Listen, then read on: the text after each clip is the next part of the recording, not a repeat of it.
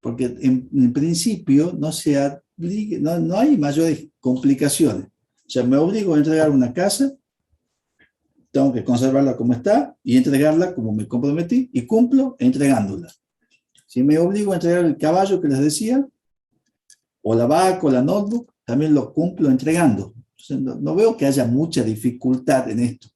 Pero si hay algunas cuestiones que nos obligan a detener porque nos llevan al conocimiento, porque para resolver estas cuestiones de que son de obligación de dar cosas ciertas, recurrimos a otras reglas, que son reglas jurídicas muy importantes, que están en el sistema y que aquí es donde adquieren relevancia y trascendencia, ¿no?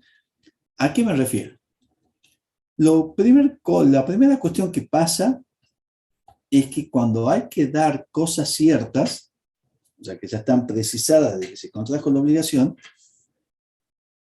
es que, digamos, dar una cosa que ya está precisada de que se contrajo la obligación, nos lleva prácticamente, puede haber alguna hipótesis legal que no se me viene a la cabeza en este momento, pero el campo por naturaleza de esto es el campo contractual. Es el único lugar donde dos personas se van a poner de acuerdo en que tal le tienen que entregar cierta cosa a este otro. Eso habla de que hay un contrato como fuente creditoria de esa obligación. La obligación también puede tener fuente en la ley, pero es muy difícil por ahí encontrar un ejemplo tan claro de una obligación de dar cosas ciertas impuesta por la ley. Más bien son de dar sumas de dinero, o más bien de ciertas conductas. Por lo menos no se me ocurre ningún ejemplo ahora. Entonces, digamos, si no es el total, por lo menos podemos coincidir que la mayor caso son de fuente contractual. Entonces, si nos vamos ya a la fuente contractual y lo pensamos un poquito en decir, bueno, se puede haber dos formas de cuando se hacen esos contratos que para que alguien le entregue una cosa cierta a otro. Una de las formas puede ser que éste le transfiera la propiedad a este otro, y en ese caso, ¿cuáles son los contratos típicos que hay? Es la compra-venta, la permuta y la donación. O sea, en esos tres contratos, uno transfiere una cosa a otro, pues para darla, para que el otro pase a ser el dueño, ¿no? O también vemos otros contratos donde se transfiere, se entrega una cosa cierta, pero en ese contrato ya no es para que este otro sea el dueño, sino para devolverle a su dueño. ¿Qué es lo que pasa en el comodato, en el depósito, que no lo puse ahí, y en la, a ver si lo puedo agregar, sí, en el contrato de depósito y en la locación? Estos temas ustedes lo van a ver en contratos. O sea, van a ver de qué se trata el comodato, el depósito, la locación, etc.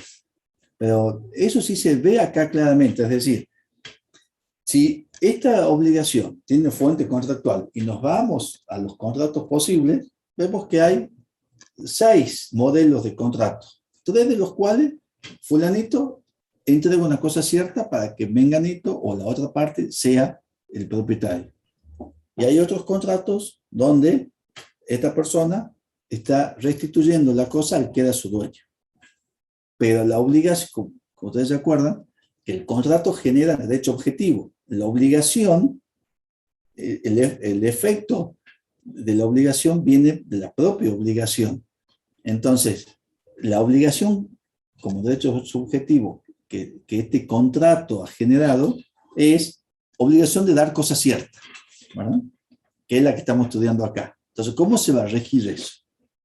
Entonces, si se hace una distinción, el régimen jurídico va a ser distinto según sea para transmitir un derecho real o según sea para restituirle a su dueño. Esto ya lo vamos a ir viendo ahora en clase. Y la segunda cuestión, que también pasa, es que si la obligación es simple, o sea, si no está sujeta a plazo, que es lo habitual, porque el plazo es una modalidad de la obligación, si yo tengo que entregar este celular y contrato con Juan que le entregue este celular y nos ponemos de acuerdo y ahí mismo se lo entrego, o sea, de cumplimiento inmediato, tampoco hay gran dificultad, porque Juan está viendo el celular en mis manos que va a comprar, está de acuerdo, me paga el precio y yo se lo entrego, o sea, es inmediato. No hay mayor complicación. Pero muchas de las obligaciones pueden estar sujetas a la modalidad plazo. Entonces puede ser que la entrega de la casa o del caballo, de la vaca, o de los ejemplos que le estoy poniendo, no sea inmediata, que esté diferida en el tiempo. Y que pongamos que sea el plazo cierto, determinado, 30 de diciembre del 2021. Ese día yo tengo que entregar. Bueno, ¿cuál es el problema? ¿O cuál es la dificultad? La dificultad es que se presenta esto frente al derecho y cuáles son las soluciones que el derecho otorga a esto. ¿Qué puede pasar ahí? Bueno, imagínense que la casa que yo iba a entregar, hicimos el boleto de compra-venta, se pagó el precio de la casa y yo quedé que le entregaba el 30 de diciembre. No pasa una semana, viene un tornado y la casa queda en el estado que ordenan la filmina. Entonces, ¿cómo resolvemos eso? Porque esa casa ya está pagada, se rompió. ¿Qué pasa con eso?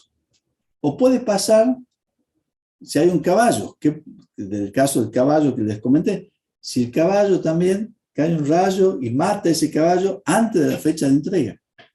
¿Qué pasa? O al revés, ¿qué pasa si la vaca que yo tenía que entregar tuvo un ternero? ¿El ternero también está incluido en el precio o lo tendrá que pagar aparte? O sea, ¿cómo resuelvo eso? O la casa, pongamos que yo compré la casa y después se le hizo un montón de mejoras a la casa, le han hecho una ampliación, más ventanales. Entonces, esas mejoras que se han hecho, la tendrá que pagar el comprador con un adicional en el precio, o tendrá que recibirla. Bueno, ya lo vamos a ir viendo todo eso, que un poco ya está contestado. Entonces, resumiendo, todo esto es, desde que se contrajo la obligación hasta la fecha de entrega de la cosa, ¿quién soporta los riesgos de la cosa? Es decir, si se deteriora o si se destruye la cosa. Esos son los riesgos. ¿Quién la soporta? Y la segunda pregunta es, ¿a quién benefician los aumentos de la cosa? ¿Ese ternero va a ser del comprador o del vendedor? ¿A quién lo va a beneficiar? O del locatario o del locador, según el contrato que sea. O para nosotros, trasladado al mundo de las obligaciones, o del acreedor o del deudor. Digamos, ¿a quién van a pertenecer? Bueno, y acá vienen dos reglas también milenarias y muy importantes, y estas le van a ayudar a resolver las cosas. La primera regla, dicha en latín, es res pedit domino, es decir, que las cosas se pierden para su dueño. Esa es la primera regla, y está contenida en el 755 del Código Civil y Comercial, que dice: el propietario soporta los riesgos de la cosa. ¿Qué significa esto? Que si yo soy dueño de un caballo y a ese caballo le cae un rayo, yo soy el que pierdo, digamos, yo me perjudico con eso. Bueno, ahora hay otra regla, igual a esta, con el mismo sentido, pero no opuesta, porque es la misma lógica. Digamos, si el dueño es el que se perjudica con la pérdida o los deterioros de la cosa, también vamos a ser equitativos y vamos a decir, y está esta segunda regla que también es milenaria, que dicha en latín, res crescit domino. Es decir, las cosas van a crecer para su dueño. Y eso está contenido en el 752, que dice: la mejora natural es el caso del ternero que tuvo la vaca. Bueno, autoriza al deudor a exigir mayor valor, si el acreedor no la hace. Bueno, esta es una aplicación. Esta es una aplicación de esa regla que ya la vamos a ver. Bueno, ahora, por eso todo esto nos va llevando como una punta de ovillo, porque la obligación de dar cosas ciertas es simple. Lo que pasa es que cuando empezamos a desarrollarla, empiezan a aparecer otros problemas, que esos problemas requieren que tengan claros varios conceptos, y es lo que se va desandando el camino. ¿Por qué? Porque ya hemos visto que para saber Si la obligación está diferida a plazo, tenemos que aplicar esas dos reglas, que las cosas se pierden por su dueño o que las cosas acrecen por el dueño. Pero eso nos lleva a otro punto, que también es un tema capital en el derecho privado. Es quién es el dueño o desde qué momento se es dueño de las cosas. Porque el propietario es el que va a responder, pero tenemos que saber, o sea, si yo vendí la cosa y no le entregué todavía, ¿quién es el dueño? ¿El vendedor o el comprador? Y bueno, si estamos en Francia, va a ser el comprador el dueño, porque el contrato ya es traslativo de dominio. Ahora, ¿qué pasa en nuestro sistema? Bueno, entonces, volvemos quizás a la... Profesor, disculpe. Sí, diga. Hay una alumna, Serrano Inés, que está intentando entrar desde las 12:10 y no puede entrar. No. A ¿Podría hacer el ver, favor del acceso? Gracias. sí, cómo no. Ustedes me avisan y yo voy. Si acá vengo 4 chicas porque están sin poder ingresar, ya mismo las admitimos. Ya me prestan más atención por ahí, no los veo. Bueno, creo que ya estaría el ingreso. Bien, ahí se van. Entonces,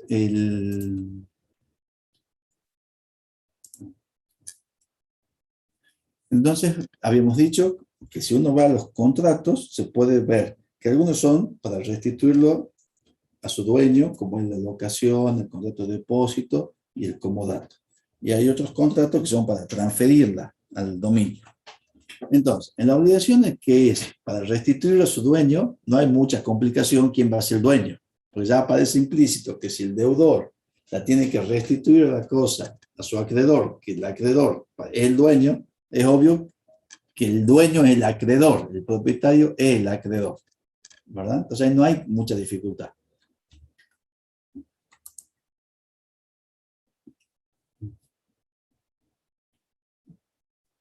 Entonces, en los contratos, y los contratos, fuente de obligación de restituir, que es la locación, comodato y el depósito, en este caso, como el dueño es el acreedor, la cosa se va a perder o se va a acrecentar para el acreedor.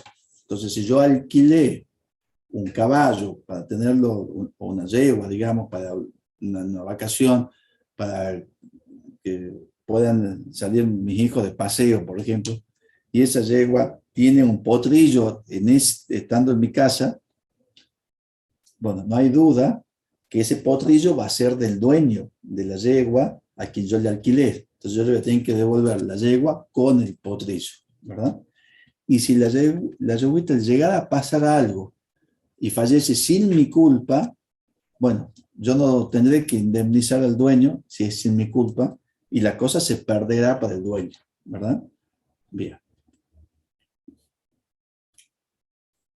Bueno, pero también acá, entonces es como que si uno dice, si es para restituir a su dueño, no hay mayores dificultades. El dueño es la otra parte, entonces si se pierde o acrece, va a ser a favor del otro, que en nuestra relación de obligación, el otro es el acreedor. Pero acá también está atravesado por otra regla muy importante, que también la deben saber, y es que la situación de mora, que es la que ya hemos estudiado, o por lo menos la tienen que ver acá en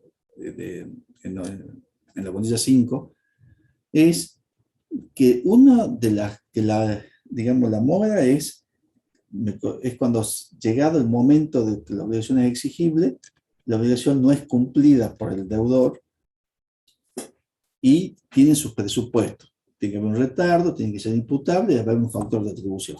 Si se dan esas condiciones, el deudor está técnicamente en mora. Y bueno, ahí es como que si es de suma de dinero hay que pagar intereses moratorios, o si yo genero, después con el cumplimiento tardío, debo los daños moratorios que pueda haber causado por la demora en el cumplimiento. Y esos son temas que vemos en profundidad, y un poco del cansancio en responsabilidad civil, cuando reclamamos esos daños por el cumplimiento tardío. O sea, él cumplió, pero el departamento, en vez de entregármelo en la fecha pactada, me lo entregó un año después. Ese año yo tuve que alquilar, tuve que pagar alquiler, etcétera, etcétera. Bueno, todos esos gastos eh, los puedo reclamar, que es el daño moratorio causado por esta situación de incumplimiento. Pero hay otro riesgo, hay otra cuestión jurídica que tiene la mora que es muy importante, y es que traslada los riesgos de la cosa. Esta también es una solución que viene del derecho romano y está contenida en el artículo 1733, que dice, aunque ocurre el caso fortuito o la imposibilidad de cumplimiento, el deudor es responsable en los siguientes casos. Si está en mora, a no ser que ésta sea indiferente para la producción de caso fortuito o de la imposibilidad de cumplimiento. Entonces le pongo un ejemplo. Yo tengo que entregar esta yegua a su dueño y cae un rayo. Digamos, yo la alquilé para que mis hijos la puedan pasear. Entonces, mientras está alquilada y yo con todos los cuidados del caso, bueno, hay una tormenta excepcional, cae un rayo y lo mata el animal. ¿Para quién se pierde la cosa? Para su dueño. ¿Quién es el dueño? Es mi acreedor, al quien yo le debía restituir la cosa. Entonces le tendré que avisar, mira, pasó esto y listo. Ahora, eso no hay duda. Pero si yo tenía que devolver el animal el 30 de enero, porque así habíamos pactado, y el 30 de enero yo no lo devolví porque me dejé estar, y estamos a 5 de febrero, todavía no lo devolví al animal, que ya lo tendré que haber devuelto el 30 de enero, y cae un rayo ese día, y el animal fallece, los riesgos de la cosa son a cargo mío. Entonces yo le voy a tener que devolver a mi acreedor el animal, ya no, porque ya no está, pero sí su equivalente pecuniario, por lo menos, porque los riesgos de la cosa ya se han transferido y el deudor moroso, aunque sea una obligación de restituir a su dueño, va a sufrir las consecuencias de estos riesgos, ¿no? Entonces es una consecuencia muy importante de la situación de mora, que incluso tuvo aplicaciones. Sí, lo escucho. ¿Le puedo hacer una consulta? Sí, sí, sobre el caso ¿no es más fácil para el caso del deudor y el acreedor cuando uno va a tomar una responsabilidad, ponerle, yo te vendo una vaca sí, y te lo tengo que entregar el 31 de diciembre, pero las mismas cláusulas del contrato sobreguardan tanto como al acreedor como al deudor? Ahora, si mi responsabilidad de no cumplir con el tiempo y forma, recién yo creo que ahí sí recae los riesgos, porque si por caso fortuito o fuerza mayor le pasara algo a la vaca, pero en el contrato uno tiene que estipular todas esas cosas. Yo creo que no simple de hace esa forma falta, sería muy simple, ¿no?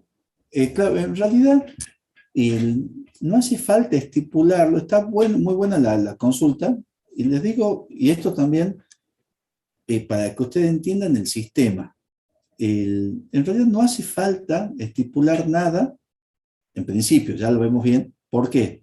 Porque todo esto es un efecto de las obligaciones que se van a aplicar aunque no haya nada dicho en el contrato. Pero, como pueden ser supletorias, que esto lo vamos a tener en contrato también, es decir, las partes pueden, es como que en los contratos o en el derecho hay como ciertas, está la autonomía de la voluntad. Entonces hay límites infranqueables que hacen el orden público. Entonces dentro de esa pecera yo puedo convenir o acordarlo como mejor me parezca. Dentro de toda esa libertad que yo tengo de contratar, el mismo código prevé algunas soluciones para el caso de silencio. Entonces, por ejemplo, dice, bueno, si no se fijó un domicilio de pago, la ley dice que el domicilio de pago va a ser el domicilio del deudor. Pero esas son cláusulas supletorias, que la parte puede modificarlas de común acuerdo. Entonces, cuando ustedes leen un contrato y cuando arman un contrato, no tienen que leer solo lo que está escrito, sino que tienen que leer en función de todas las normas supletorias que el ordenamiento pone a disposición y que lo integran al contrato. Y por eso es a veces el sentido o la diferencia que puede haber quizás con algún gestor que puede estar mucho en el trámite, entonces conocer, con lo que puede ser un abogado que estudió en derecho, porque uno lee distinto, uno no lee lo que está escrito, sino uno lee también lo que no está escrito y que se integre ese contrato. Entonces, en base a eso, uno puede decir, bueno, esta cláusula es nula porque va en contra del orden público, entonces puedo darla por no escrita. Y esta ¿Profe? cláusula, sí. Disculpe, en referencia a lo que decía el compañero, por ahí creo que el universo de posibilidades es tan amplio que sería casi imposible ponerlo dentro de un contrato. Sí o sí necesitamos de estas cláusulas que son más generales, digamos. En realidad, un poco mi idea, y yo comparto esto, es que las cosas tienen que ser más bien simples. Y por eso las reglas jurídicas que nos gobiernan no son demasiadas y son simples y nos dan soluciones. Quizás lo que yo pueda hacer en un contrato es, si la cláusula es disponible, es buscar una norma distinta, o sea, una solución distinta. Entonces, bueno, pactamos que si el animal muere, aunque no sea por mi culpa, mientras yo lo alquilo, yo voy a tener que indemnizar. Bueno, si pactamos eso, yo veré si tomo o no ese riesgo. Entonces, capaz que en ese caso el precio tenga que ser muy bajo para que justifique tomar un riesgo de esa naturaleza, pensándolo, ¿no? Pero eso ya forma parte de la cuestión de negociación. Pero el derecho en sí tiene que ser simple y tiene que dar soluciones sencillas. Y eso es todo un movimiento en esa línea, ¿no? Por eso los conceptos tienen que estar claros. Y acá, en cualquier contrato se diga lo que, digamos, algo que se haya pactado expresamente algo distinto, pero si no se dijo nada, las reglas son estas, que las cosas perecen para su dueño y las cosas acrecen para el dueño, y que si está en mora, los riesgos los soporta el deudor que está en mora. Esta aplicación la vamos a ver en la obligación de dar suma de dinero. Cuando empezó todo el proceso inflacionario en Argentina, en la primera época, los jueces decían, no se aplica un principio nominal, si debo 10 pesos, sigo debiendo 10 pesos, pero había una inflación galopante, mucho más que la que tenemos hoy, que también es alta, entonces esos 10 pesos no eran nada en su momento. Entonces ahí los jueces empezaron a decir, bueno, ahí vamos a aplicar una indexación, que es un coeficiente para mantener el valor constante de la deuda. Pero lo primero que han dicho los jueces es, a eso le vamos a aplicar al deudor moroso. ¿Por qué? Porque el deudor que pactó en su momento la obligación y la cumple en tiempo y forma, no tiene por qué soportar esto, que es un riesgo de la economía, decían los jueces. En cambio, que esté en mora, sí tienen que soportarlo. Entonces, al deudor moroso se le indexaba, al otro no. Después se amplió porque el concepto en realidad era mantener el equilibrio de la prestación, no era una traslación de riesgo, ¿no? Pero bueno, ahí se usó este principio.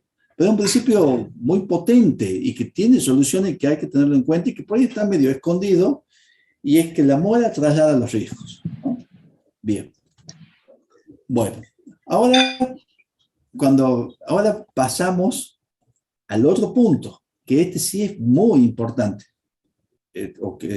Y es, ya no estamos cuando hay que devolver la cosa a su dueño, sino, vamos a ver acá,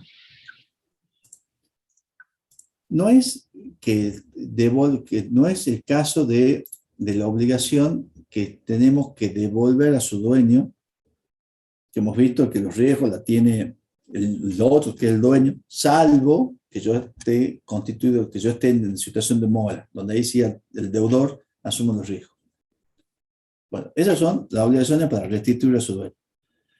Ahora veamos cuando se trata de obligaciones donde yo voy a transferir un derecho, el derecho real. Entonces, en ese tipo de obligaciones, que es el contrato de compraventa, de permuto, la donación, yo tengo que saber cuándo el acreedor o la otra persona pasa a ser el dueño o pasa a ser propietario. Y aquí entramos en otro concepto, que es la regla del título y del modo.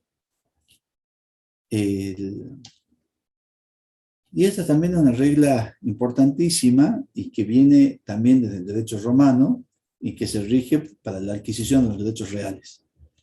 Me acabo de ver la hora, que ya son la 1. Podemos hacer si quieren, una pausa de 10 minutos, así toman aire y de ahí retomamos y con la cabeza bien lúcida, porque esta regla, chicos, es fundamental y que ya la conozcan algo del derecho civil, pero es una manera de cómo está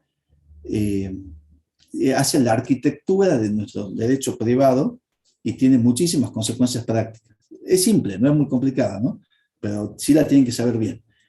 Entonces, a la 1:10 nos volvemos a encontrar y seguimos con la clase. ¿Ah? Voy a Ok, dar profesor. Listo, profesor. Muchas gracias.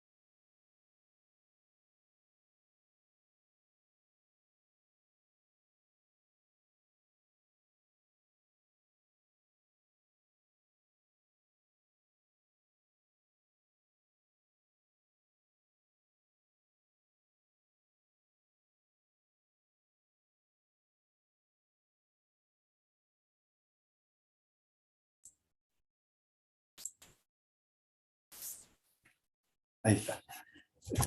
Bien, bueno, continuamos entonces con la segunda parte de la clase, ¿no?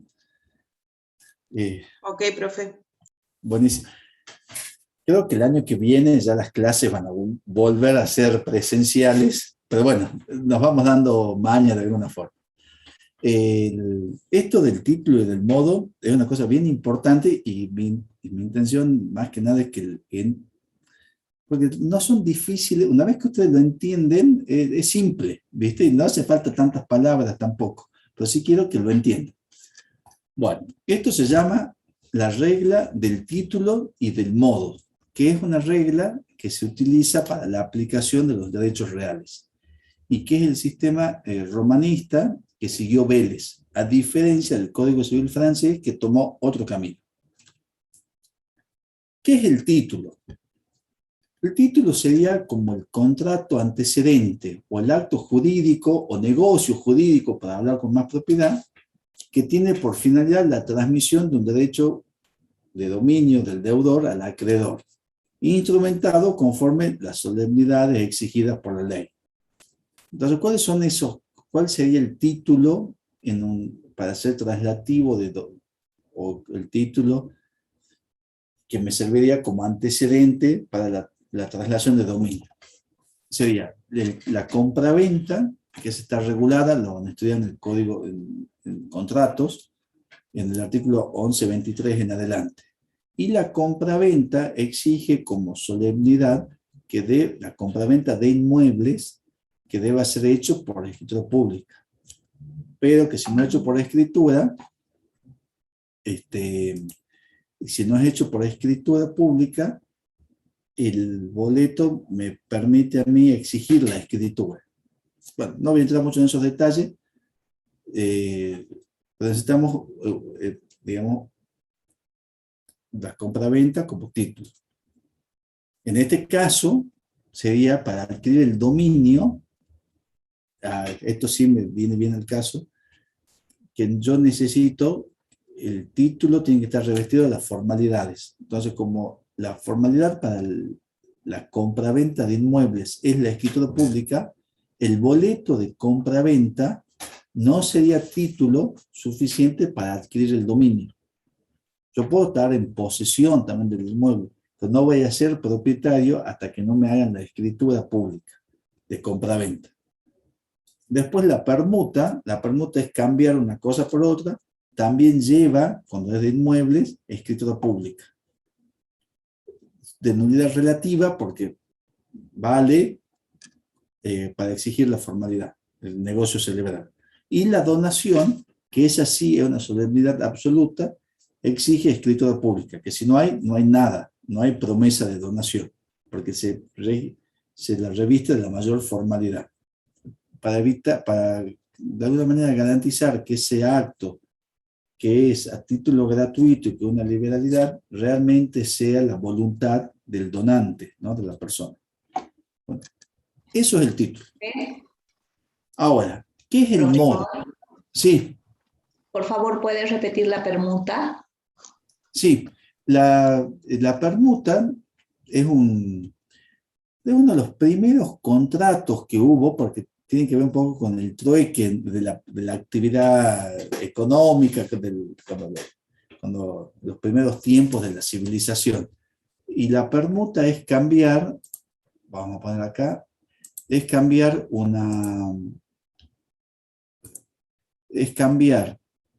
una cosa por otra. Entonces, Trueque. Claro, es un trueque. Y por ahí tiene aplicación mucho en tema inmobiliario. Entonces yo compro un departamento, por ejemplo. Entonces esa sería una compra-venta. Pero también puede pasar que yo doy mi casa a cambio del departamento, que eso es muy frecuente a veces en el ámbito inmobiliario. Entonces eso sería una permuta. Quizás pueda pagarse además una diferencia de precio. Pero esencialmente es una permuta donde yo recibo un bien a cambio del otro, ¿no? No presenta mayores dificultades. Es un contrato típico que está regulado en el Código Civil y que va a ser materia del estudio por parte de ustedes en la materia que le sigue a esta, que es contratos, ¿no? No sé si quedó más o menos entendido de qué se trata, que es un poco la idea por ahora. ¿Y qué necesitaría? ¿Boleto de compra-venta, escritura para el tema de la permuta? Bueno, acá ya vamos a ir respondiendo juntos esto, porque para que el título sea idóneo, tiene que cumplir con las solemnidades que la ley le exige. Y tanto la compraventa inmobiliaria como la permuta inmobiliaria exigen escritura pública. Entonces yo necesito la escritura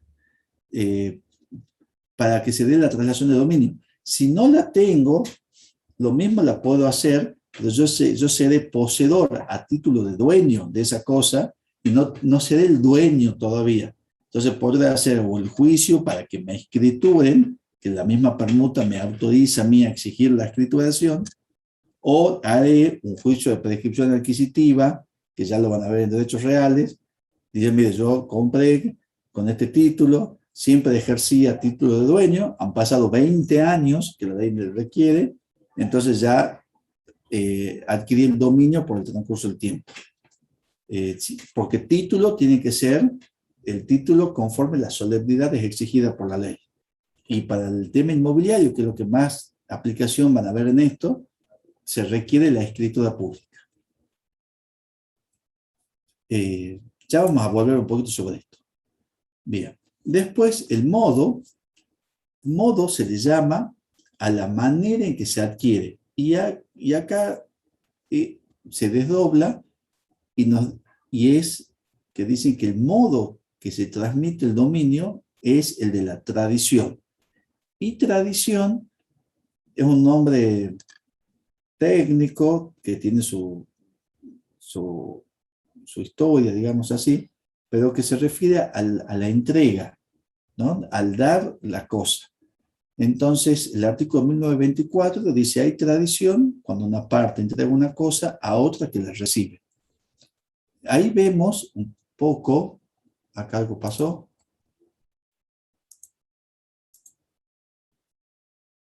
Ahí está. Disculpe, ¿puedes repetir el número del artículo? Sí, 1924.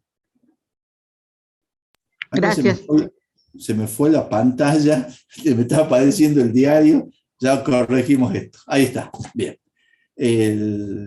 Bueno, entonces, el 1924 nos dice que hay tradición cuando una parte entrega una cosa a otra que la recibe. Por eso, la tradición también se dice que pasa a ser un contrato, o para no complicarlo, es un acto jurídico bilateral, porque hay alguien que entrega y otro que la recibe. O sea, necesito la concurrencia de esas dos voluntades para que haya tradición. Bueno, y en nuestro sistema, la piedra fundamental está dada por el 750 actual del Código Civil y Comercial de la Nación, que antes lo era el 557 del Código de Vélez. Y esta es la regla capital, que es así: antes de la tradición de la cosa, o sea, antes que el deudor entregue la cosa al acreedor, dice, el acreedor no adquiere sobre ella ningún derecho real. Esa regla, que viene del derecho romano, que estuvo en el derecho español, y que Vélez la tomó y la mantuvo para nuestro sistema, y que es distinto a lo que pasa en Francia, por ejemplo, y que la vemos una regla práctica y muy importante, sigue vigente en el Código Civil y Comercial de la Nación, sancionado en el 2015, en el artículo 750, que es, digamos, la misma lectura, quizá un poco mejorado, y dice, el acreedor no adquiere ningún derecho real sobre la cosa antes de la tradición, excepto disposición legal en contrario. Entonces, abre la opción a soluciones legales, que de hecho la tenemos en el régimen de la propiedad automotor, donde en el régimen de la propiedad automotor, tema que van a estudiar en derechos reales, el dominio se adquiere con la inscripción. La inscripción es constitutiva. Entonces yo, para ser dueño de mi auto, necesito que esté inscrito a mi nombre en el registro de propiedad automotor, y recién soy dueño. Es un sistema especial, pero en los bienes inmuebles en general y para los muebles no registrables, para todo el resto del universo, yo recién adquiero el derecho real cuando me entregan la cosa, cuando me hacen entrega de la cosa. Entonces esta regla, o sea, la tradición cumple dos funciones muy importantes. La primera es el modo de adquisición del derecho real. Entonces el título, que vendría a ser, por ejemplo, el contrato de compraventa instrumentado en escritura pública, en realidad no me transfiere a mí el dominio, eso no me transfiere. Ese título solamente implica la obligación del otro de transferirme el dominio. Y recién me lo transfiere al dominio cuando me hace la posesión, cuando yo tomo posesión del inmueble, cuando me hacen entrega de la cosa. Entonces es un modo de adquisición del derecho real. Por eso es muy importante, y la posesión es un hecho. Entonces, por ahí ciertas prácticas profesionales, sobre todo cuando se compran acciones de derechos posesorios, pero también muchas veces lo hacemos cuando se hace un boleto de compra-venta, que en el boleto se pone que en este acto se entregó la posesión, o antes de este acto entregó la posesión. Eso puede valer entre partes, pero en el hecho de la posesión, que es frente a terceros, por eso a veces uno acostumbra a hacer el boleto y después a ir al inmueble con el vendedor y con el comprador y hacer un acta de una constatación, a veces por escribano. Esto depende de las situaciones, ¿no? Sobre todo en fincas rurales, que es lo más frecuente. Entonces ahí uno hace una constatación de la entrega de la posesión, con testigos, se toman acta de en qué estado está el inmueble, etc.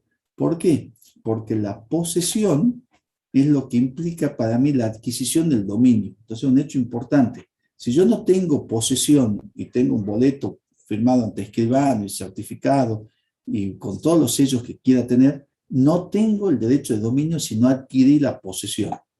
Entonces, y ese hecho es fundamental en nuestro sistema de derecho privado. Y la segunda cuestión, que también es muy importante, es que que la posesión actúa como modo de publicidad.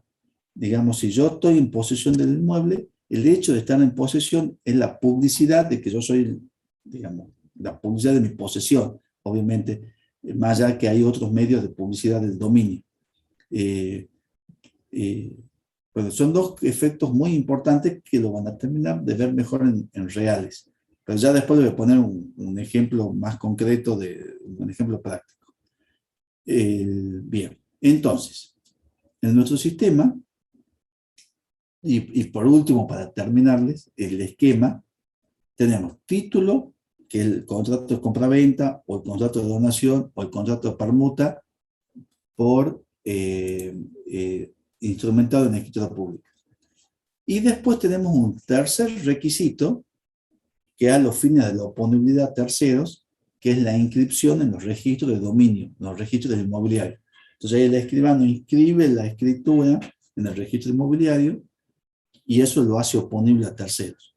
Entonces si yo tengo una escritura y la inscribo en el registro inmobiliario oponible a terceros, pero no tomé posesión, esa escritura, digamos, no voy a adquirir el derecho de dominio porque me va a faltar la toma de posesión, ¿no?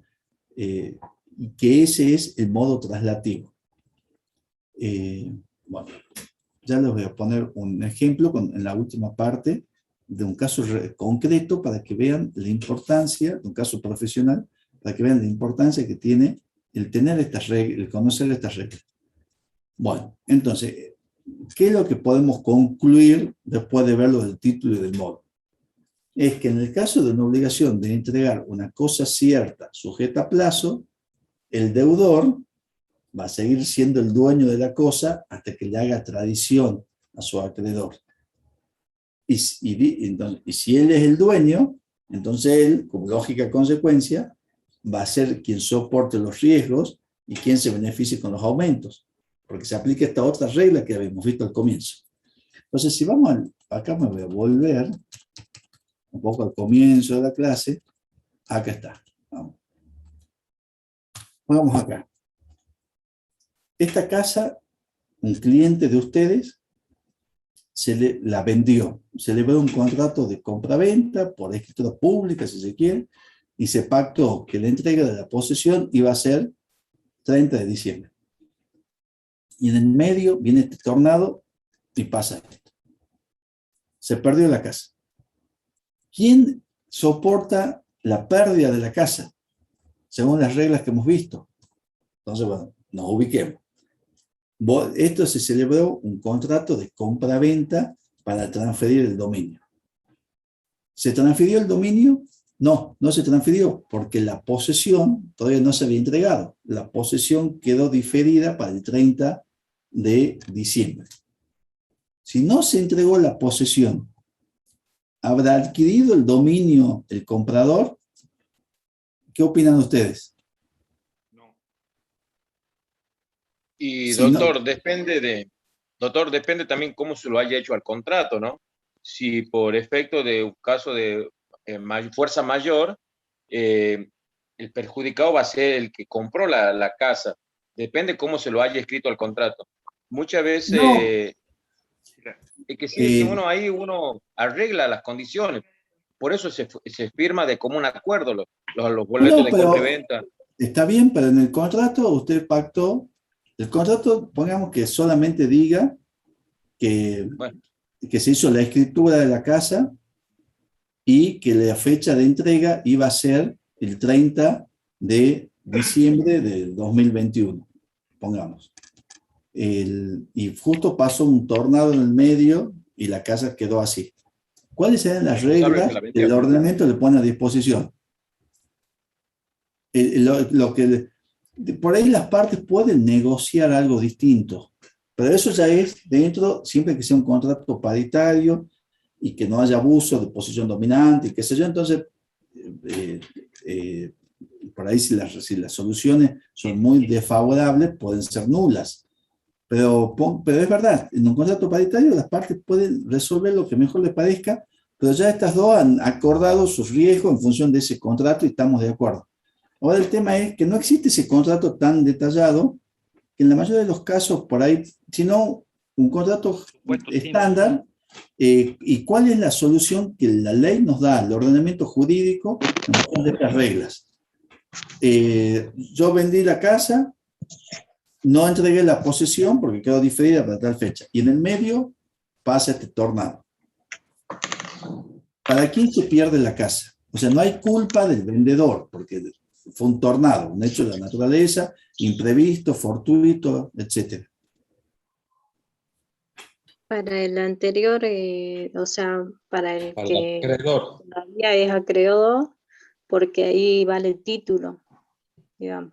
O sea, la prioridad es título más posesión. A ver, acá lo que tenemos para ir razonando juntos, tenemos que ver, hay una regla que dice, las cosas se pierden para su dueño, ¿verdad? Esa es la regla que tenemos que aplicar, que las cosas se pierden para su dueño. Entonces, ya ustedes tienen que saber cuál es la regla jurídica. El derecho no es complicado, son reglas. Y uno en realidad se pierde para el acreedor. Entonces, la regla es que las cosas se pierden para su dueño. Así es, en un supuesto simple, donde no se ha adquirido todavía la cosa, o sea, yo no he hecho dominio, siendo yo el deudor, el dueño es el otro, es el acreedor. O sea, si las cosas se pierden para su dueño. No, ya vamos a ver bien los nombres. ¿Quién era el propietario? Ahí está, muy bien la intervención acá. Entonces ustedes ya saben la regla. La regla es que las cosas se pierden para su propietario. En esta relación de obligación, donde el vendedor, pongamos que estamos hablando de una compra-venta, el vendedor tiene que entregar la cosa al comprador. Entonces, acá lo que habría que precisar o que habría que determinar conforme a nuestro sistema, ¿quién es el propietario? ¿Quién va a ser el sujeto? Ya sabemos la regla. Las cosas se pierden para su dueño. Está clarita la regla. Ahora la pregunta es, ¿quién es el dueño? ¿El vendedor o el comprador? Si resolvemos eso, sabemos para quién se pierde la cosa. 755, y usted había nombrado hace rato, el propietario en este caso ya sería el acreedor. el acreedor pasa a ser, en esta relación, digamos, ya el precio está pagado todo, entonces el acreedor pasa a ser el comprador, porque es el acreedor al que le entreguen la casa, y el vendedor es el deudor de la obligación de entregar la casa, ¿no? Si quieren, para simplificar, le podemos poner el título del contrato, comprador o vendedor, en este caso que estamos acá. Entonces yo les pregunto, ¿quién es el propietario? ¿El comprador o el vendedor? Ya les conté que no hay tradición de la casa o que se difirió eso para el 30 de diciembre. Vendedor. Profesor, Sí, hay un boleto de compra-venta nada más, no está todavía el hay escritura, no hay escritura, ¿Hay escritura? hay escritura. ¿Le entregó la posesión de la cosa? No. No le entregó la posesión de la cosa. O sea que ¿Quién no es el tiene dueño? dominio todavía. El vendedor. vendedor. El vendedor, muy bien. El vendedor es en este caso, el dueño todavía. Que en esta relación de obligación... Disculpe, profesor. Sí. Entonces, el vendedor es el deudor. Claro, porque es el deudor de la obligación. Bien. Estamos viendo obligaciones de entregar cosas ciertas. Entonces, ¿quién es el que debe entregar la cosa cierta? El vendedor. El vendedor le tiene que entregar al comprador. Obviamente que el comprador va a ser deudor de pagar el precio. Pero pongamos que el precio ya está pagado, como hipótesis, ¿sí? Por eso es la diferencia del contrato con las obligaciones, porque el contrato genera el derecho objetivo, digamos así, y después uno baja y se va a dar cuenta que en una relación contractual uno es acreedor de una parte y el otro es también acreedor en función de cuál obligación, porque los contratos generalmente son Pero ya bilaterales, ¿no? Se ha extinguido el acreedor, digamos, en principio, cuando se convierte en deudor, ya está extinguida la obligación por el pago. No. Entonces, digamos, el contrato... es una obligación. El contrato es fuente de obligaciones. Y este contrato Sí. que se celebró ha hecho nacer dos obligaciones. La obligación, Correcto. porque es un contrato bilateral, entonces ha hecho nacer Sí. la obligación del vendedor de entregarle la cosa, que se la difirió a un plazo, al 30 de diciembre. Y además hizo surgir la obligación del comprador de pagarle el precio de la cosa. Entonces pongamos que el precio esté pagado. Puede estar pagado, puede no estar pagado. Capaz que se pactó que se lo va a pagar con la entrega de la posesión también, ¿no? También puede estar sujeto a plazo. Ya vamos a ver las dos. Pero pongamos que el precio esté pagado, por decirlo así, que ya esté íntegramente pagado. Entonces queda pendiente la obligación del vendedor de entregar la cosa, que es obligación de dar cosa cierta. La obligación del comprador va a ser una obligación de dar suma de dinero, que también ya la vamos a estudiar después y todas las vicisitudes que tiene. Acá estamos viendo las reglas de la obligación de dar cosa cierta. Entonces ya sabemos y ya saben que las cosas se pierden para su dueño. Bien. Y ahora ya saben, o me están diciendo, que el dueño sigue siendo el vendedor. ¿Por qué me dicen eso? Y yo comparto con ustedes. Porque hemos dicho que no le han hecho, que el comprador no tomó posesión, todavía no le hizo entrega. Entonces, si no se hizo la entrega del inmueble, no se adquieren los derechos reales. No adquirió todavía el derecho de dominio. Sí.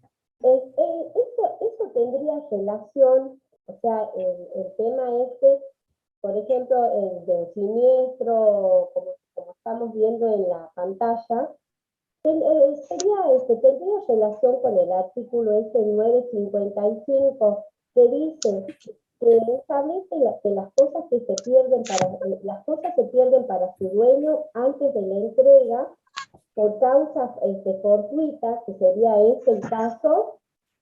Perfecto. La obligación se extingue sin culpa. Está bien. Perfecto lo que plantea la compañera. El deudor, y no existe, digamos, no existe la culpa del deudor si se paga los daños y perjuicios. Claro, el tema que plantea muy bien usted es una aplicación de este principio. Es decir, por eso vamos a seguir analizando. La cosa se perdió, como vemos, porque hubo un tornado, que no es imputable a la parte, porque no es por culpa de él, sino un hecho de la naturaleza. Bien. Él sigue siendo el dueño. Entonces la ley nos dice, por aplicación de estas reglas, que las cosas se pierden para el vendedor. ¿Qué significa esto? Que él es el que se perjudica con la rotura de la casa. Entonces, como él no va a poder entregar la casa el 30 de diciembre, porque ya la casa está derruida, va a haber una imposibilidad de cumplimiento, porque la casa ya no está en condición. Pero como no hay culpa de él, la obligación se va a extinguir sin culpa del deudor. Pero, acá viene, si él ya no va a exigir un recibió el resarcimiento. precio, claro, el otro no le puede exigir un resarcimiento. ¿Por qué? Porque se extingue sin culpa. Pero si el otro pagó el precio, ¿le puede exigir la devolución del precio? Sí. Sí, exactamente. La devolución del precio.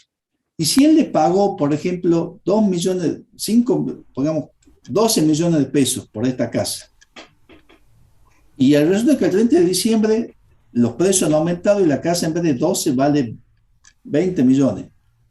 ¿Él le puede exigir los 20 millones o solamente los 12? Solo los 12 porque... Solo- perdón. No, No, sigue. Porque es por cuestión de la economía y también no es con culpa tanto del deudor como del acreedor. Eso son cosas exactamente. que... ¿Saben por qué? Porque en realidad la obligación es una obligación, la obligación de que tiene el vendedor es simplemente de restituir lo que recibió a cambio de esta operación que no se pudo hacer y que se extingue sin culpa de él. Entonces tiene que devolverle lo mismo que recibió, se lo devuelve.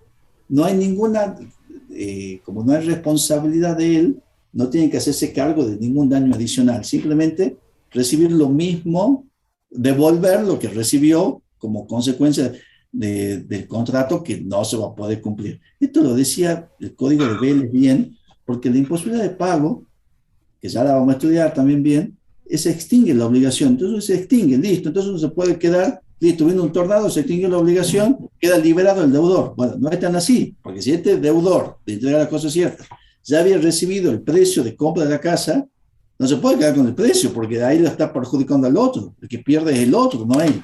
Y acá el que pierde es él. Entonces, como él es el que pierde, la plata que recibió de precio la tiene que devolver, pero solo el precio, no tiene que devolver los daños y perjuicios. Ahora, si esta casa está así, porque explotó una garrafa que tenía mal instalada, y lo estaba usando en la cocina, en vez de tener la garrafa fuera de la casa, la había puesto dentro y explotó, bueno, ahí es distinta la cuestión. Ahí sí, ya hay culpa de él, entonces el comprador le va a poder exigir el daño y perjuicio por no cumplir con la casa, etcétera, etcétera, ¿no? O sea, la devolución de la plata, más el daño y perjuicio, un montón de cosas. Y la plata ya a valor. Pero bueno, no quiero entrar con otro tema. Sí. O algún vicio, los vicios ocultos ya entran en la parte reales, digamos. Sí, los vicios y parte del contrato también, pero eso ya es otro tema. Acá es simplemente esta vicisitud de... Profesor. Sí. Entonces se necesita posesión, entrega de la posesión, esto se transforma en dominio y además la escritura pública para que sea propietario. Exactamente.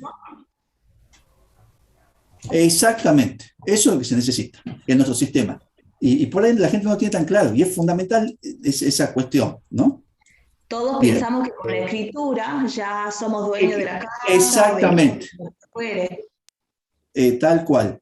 Doctor, ya le voy a contar después un caso. Doctor, sí. Perdón, doctor, ¿le puedo ¿necesariamente hacer en ese orden? ¿Los requisitos? Y también la pregunta, y sí un poco en ese orden, porque la tradición está causada en el título, ¿no? Por ahí sí puede pasar que alguien ya esté en posesión del inmueble y después se haga la compraventa. Pero en realidad, eso ya lo van a ver en reales también, es como que si hay tradición, pero una tradición ficta o simbólica o tiene un nombre, porque capaz que antes yo lo tenía porque lo alquilaba, entonces yo ya estaba en la tenencia de la cosa, entonces después no es que yo le devuelvo a mi vendedor y mi vendedor me lo vende y me lo vuelve a dar, sino que directamente yo sigo como antes. Pero ahí hay una conversión de la calidad mía, eso es como que equivale a la tradición, ¿no? Pero técnicamente, conceptualmente, una cosa va después de la otra, ¿no? ¿Y cuál sería la diferencia entre posesión y dominio? El dominio es digamos, el derecho reño, como está nomenclado, que es un derecho muy potente y que tiene máxima tutela en nuestro sistema. Y ese derecho de dominio me hace presumir a mí que soy poseedor. Y además es perpetuo, y es exclusivo y excluyente. Si yo tengo una cosa, que tengo dominio de esa cosa, que es una casa que he comprado, que fui a vivir en esa casa y después me mudé de esa casa, después me fui de viaje y quedó la casa ahí. Bueno, esa casa va a seguir siendo mía, aunque yo no esté ahí, porque el dominio es perpetuo. Y es exclusivo, y es excluyente. El único que me va a poder ganar a mí el dominio es que alguien se haya introducido a la casa, que haya poseído a título de dueño, o sea, que se haya comportado como dueño, y que hayan pasado 20 años. Si se dan esas condiciones, esa persona me va a ganar a mí en el juicio de reivindicación, porque me va a oponer la prescripción adquisitiva. En cambio, la posesión es también una relación de poder con la cosa, donde yo ejerzo la título de dueño, la ley me da medios para poder defenderme, pero siempre voy a ser vencido por el propietario, salvo que pasen estos 20 años, ¿no? Esto lo vamos a volver a ver en derechos reales. Ya les voy a poner un caso, ya me apuro un poquito, les cuento una situación. Bueno, por ejemplo acá... ¿Dominio pasa a ser más por una una consulta, cuestión de doctor. actitud, subjetivo, una cosa así? El dominio, no, el dominio es un derecho real, que yo soy titular y que entra en mi patrimonio, pero que sí requiere, para que yo tenga dominio, título y posesión, que haya tenido la posesión. Si después la perdí la posesión, no importa, sigo siendo propietario, porque el dominio es perpetuo y me permite recuperar la posesión perdida, salvo que hayan pasado 20 años, ¿no? De posesión por esa otra persona. Sí. Doctor, estuve viendo ayer el tema del cambio de posesión, de dar las cosas ciertas en el tema del automotor. Yo te vendo un auto a vos y vos Sí. No haces la transferencia, pero sí te firmo un 08. Y yo titular me muero. Aunque vos tengas la cosa y no has hecho transferencia, inmediatamente pasa a sucesión y perde la cosa. Por más que vos tengas hecho el boleto de compra-venta y hecha la posesión. No la pierde. No la pierde, simplemente no es el propietario. Claro, en ese caso, la régimen de propiedad automotor sí exige, para que el dominio exista, no basta la posesión. Yo necesito que esté inscrito en el registro de... la posesión no la tienen en cuenta, es otro sistema. Solamente es constitutivo. Tengo que ir al registro de propiedad automotor e inscribirlo.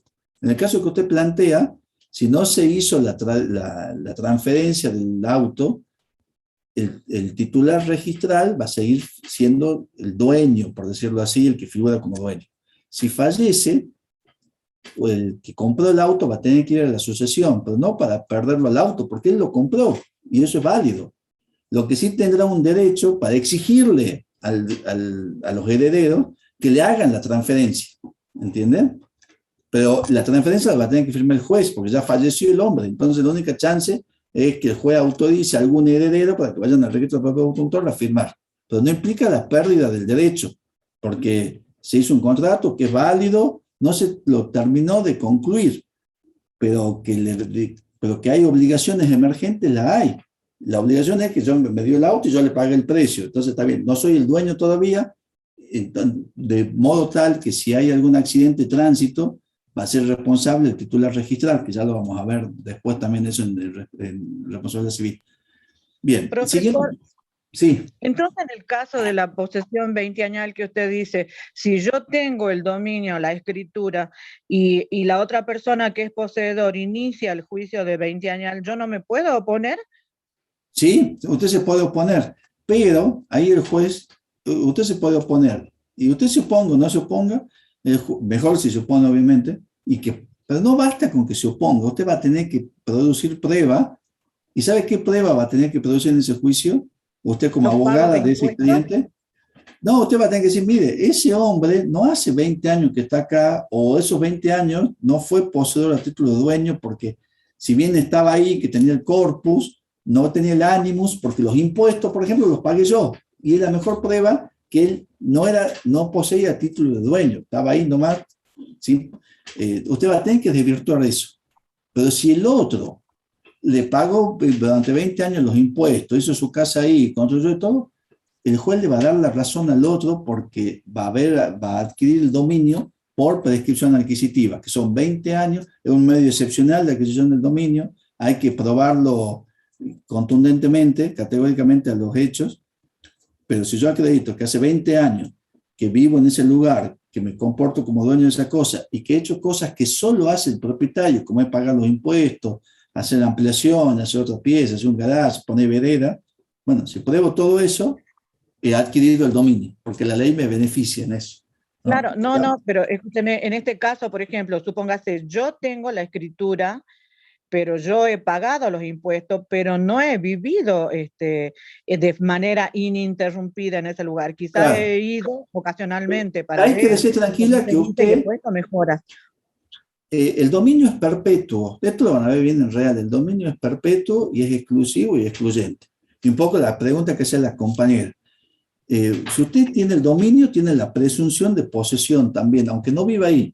El problema se le puede plantear si usted hizo como un abandono a la propiedad y fue otra persona ahí, y si esa otra persona durante más de 20 años se comportó como dueño, pagó impuestos y qué sé yo, la desplaza a usted por prescripción adquisitiva. Pero si tienen que dar todos esos supuestos. Si usted no abandonó y usted siguió pagando los impuestos y todo eso, usted va a ganar el juicio, ¿no? Si es que el otro le hace algún planteo, o lo debería ganar. Ahí está bien, gracias, porque tengo el ánimo también, ¿no es cierto? Además de la propiedad. Claro, el dominio es perpetuo y me presume la posesión, por eso hay diferencia. Si yo tengo boleto, yo le digo a mis clientes, si ustedes van a comprar con boleto de compra-venta la propiedad, tienen que vivir ahí, ¿entienden? Porque el boleto sin posesión es algo que no me sirve para nada. Me servirá frente a mi acreedor, pero no frente a la cosa. Lo que me da el derecho a la cosa es la posesión. Ahora, si yo ya tengo escritura y ya tengo y tomo posesión, o sea, ya soy titular dominial, puedo estar tranquilo porque mi título de dominio me hace presumir mi posesión. Y para que alguien me venza, tiene que ser con la posesión de más de 20 años, qué sé yo. Pero por eso el dominio es pleno y me da mucha garantía. Ahora, si no tengo dominio y tengo posesión, que es lo que tengo con el boleto de compra-venta, es más delicada la cosa frente a cualquier tercero que me quiera contrarrestar, porque tengo solamente las defensas que me da la posesión. Entonces, por ejemplo, la acción posesoria, lo van a estudiar después en reales, es 1 año. Entonces, yo tengo con boleto de compra-venta, me voy, se metan en mi casa y pasan 2 años, no lo voy a poder sacar, porque ya el otro tiene una acción para repelerme. En cambio, si soy dominio, sí, lo puedo hacer. Esas son diferencias por ahí importantes, prácticas de uno u otra instrumentación. Y ustedes como abogados tienen que manejar las reglas para poder asesorar adecuadamente, digamos, ¿no? Bueno, a ver, sigamos, volvemos acá con el Profesor. Bueno, sí.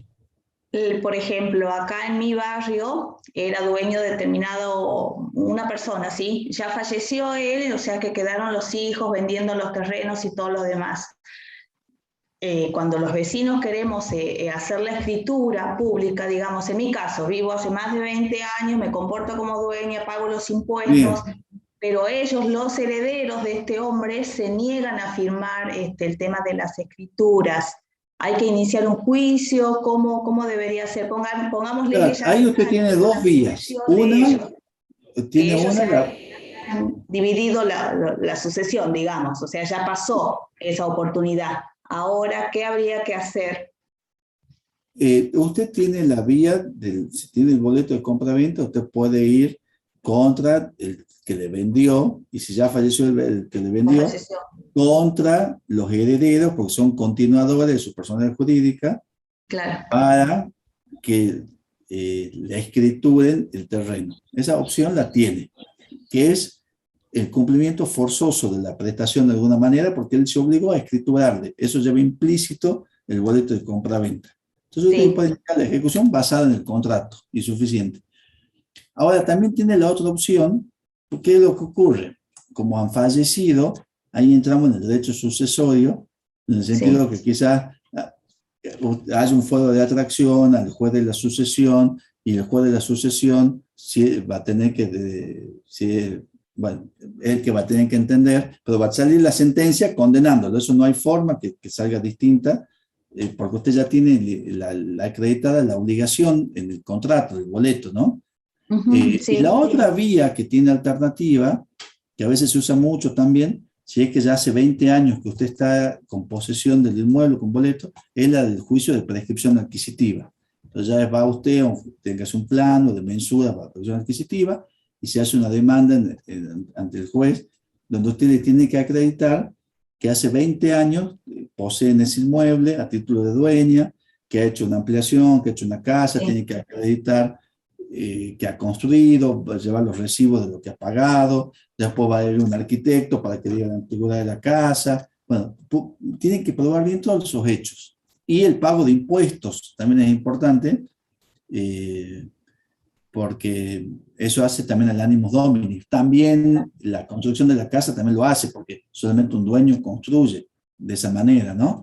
Esas serían las dos opciones que habría de solución, ¿no? Y hay que ver cuál es la más conveniente.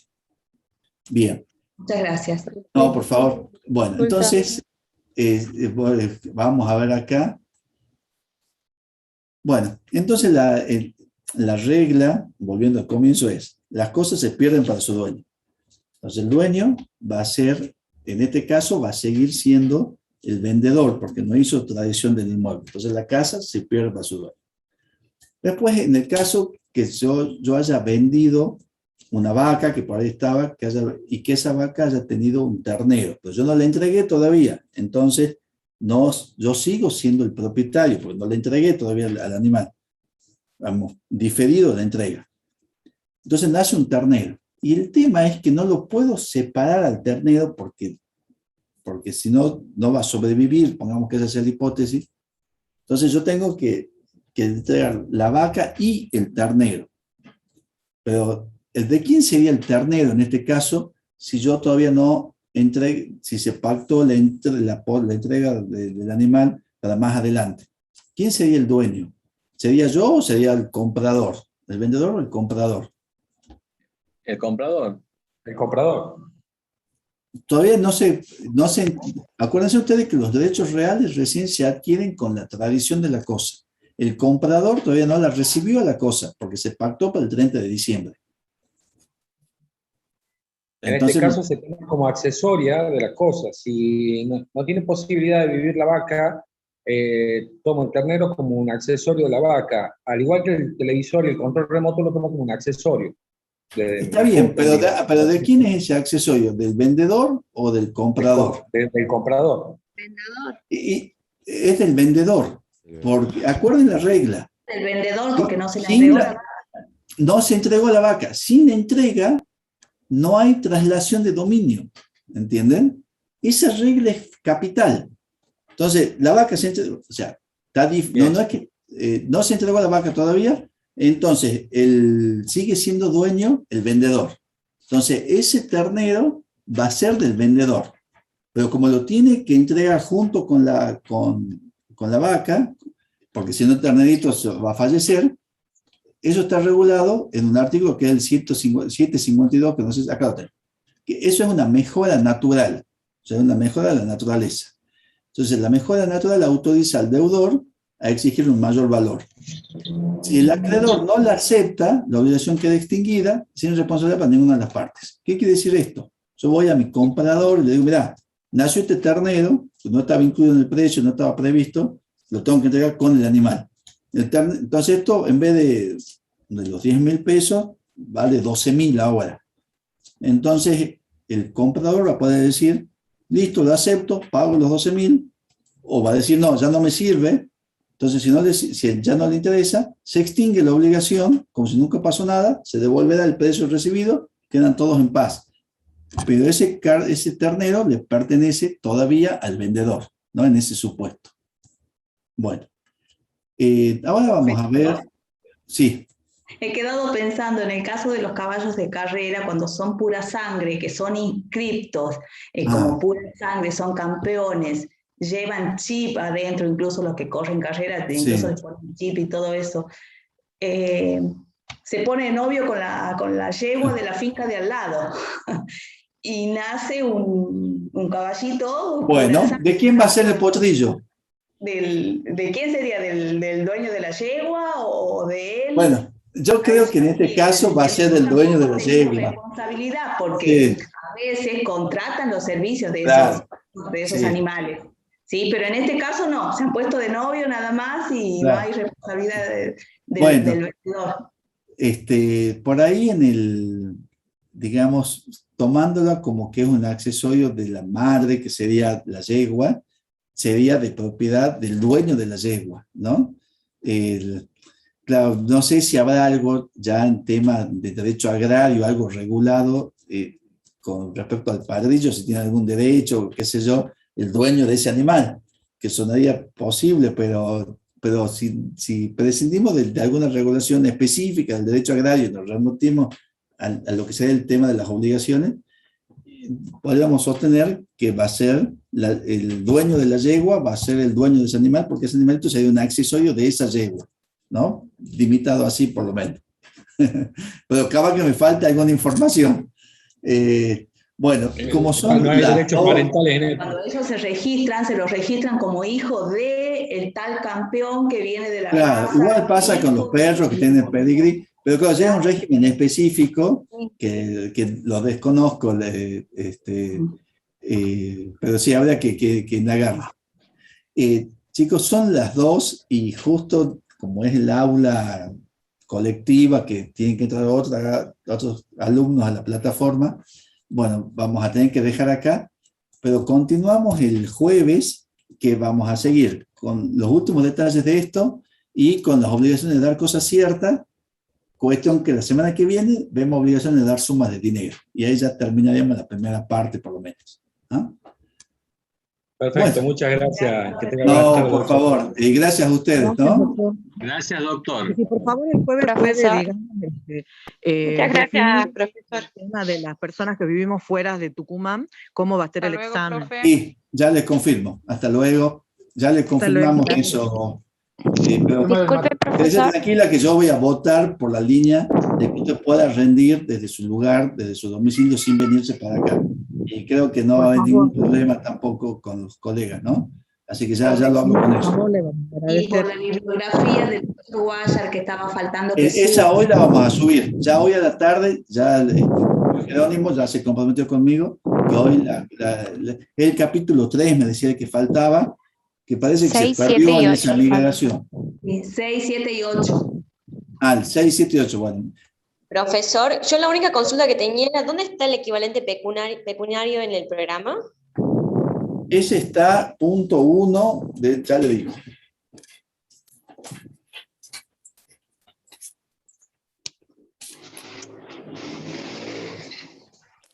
Ajá.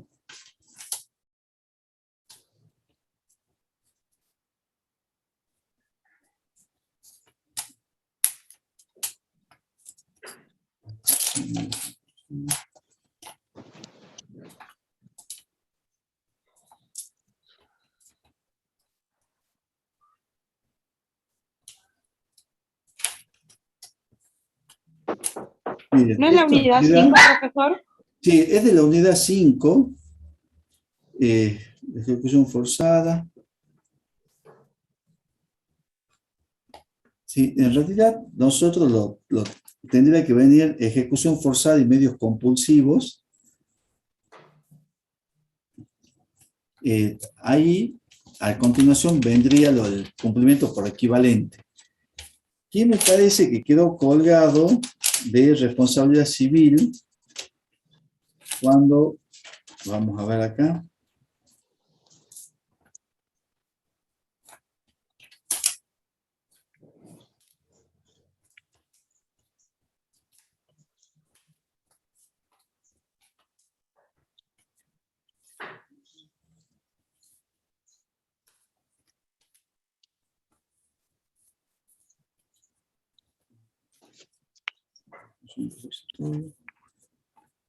Bueno, si no, no hay problema, el jueves me dice. Bien, porque usted sabe que esto lo estudiábamos nosotros en la parte de responsabilidad civil, pero siempre nos pareció que esto, que el cumplimiento por equivalente, que no es responsabilidad civil, por todo lo que hemos visto, tiene que ir en la teoría de obligación. Entonces el doctor Guayar en el libro nuevo lo corrigió ahí, porque estoy viendo que el programa no refleja ese cambio. Pero no lo tiene, profesora, eso. Sí.